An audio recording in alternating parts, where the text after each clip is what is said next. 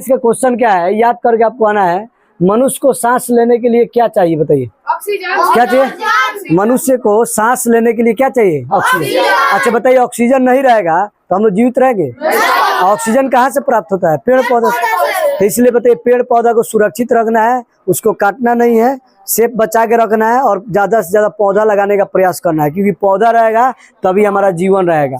क्योंकि पौधा क्या देता है? ऑक्सीजन देता है, और वही ऑक्सीजन लेकर के हम लोग जीवित रहते हैं। तो बताइए, मनुष्य के सांस लेने के लिए क्या चाहिए? ऑक्सीजन चाहिए। सूर्य हमें क्या देता है? जो सूर्य है, सूर्य जिसको हम बोलते हैं सूरज, वो क्या देता है हम लोग को बताइए? प्रकाश, यानी प्रकाश देता है और उसी में उष्मा देता है, मतलब गर्मी देता है। ठीक है। और तीसरा क्वेश्चन है, हमारे शरीर में हड्डियों का क्या काम है? जो हमारे शरीर में अंदर हड्डी होता है उसका काम क्या है बताइए? हमारे शरीर में हड्डियों का क्या काम है?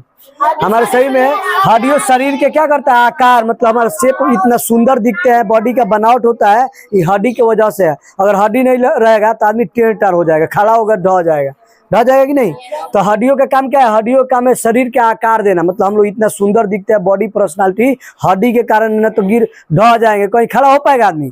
तो हड्डी क्या करता है? शरीर को आकार देता है और उसको क्या करता है? सहारा देता है रुकने के लिए, खड़ा होने के लिए। अगर हड्डी नहीं रहेगा तो हम लोग खड़ा हो ही नहीं पाएंगे, थस दे बैठ जाएंगे, नीचे बैठ जाएंगे कि नहीं बैठ जाएंगे।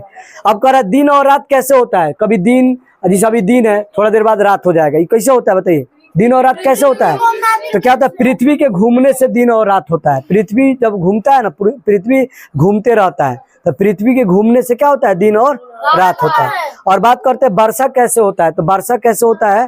तो नीचे का पानी जलवाष्प जो बनता है, नीचे जो पानी होता है पोखरा में, तालाब में, तो वो पानी क्या होता है? गर्मी से वाष्प बन के ऊपर जाता है, वही जलवाष्प ऊपर जाकर क्या हो जाता है?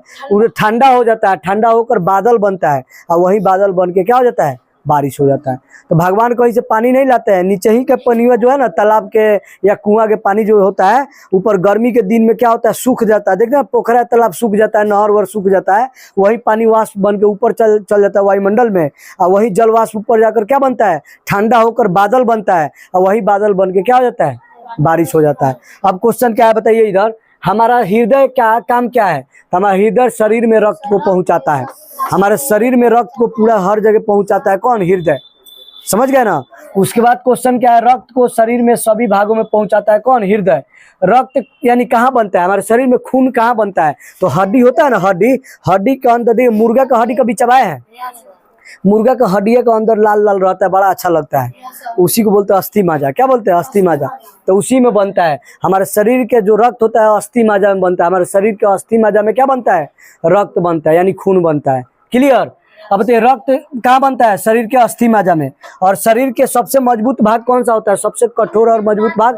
तो हमारा इनेमल जो होता है ना, दांत की हड्डी सबसे मजबूत भाग होता है पूरे शरीर में। तो समझ गए?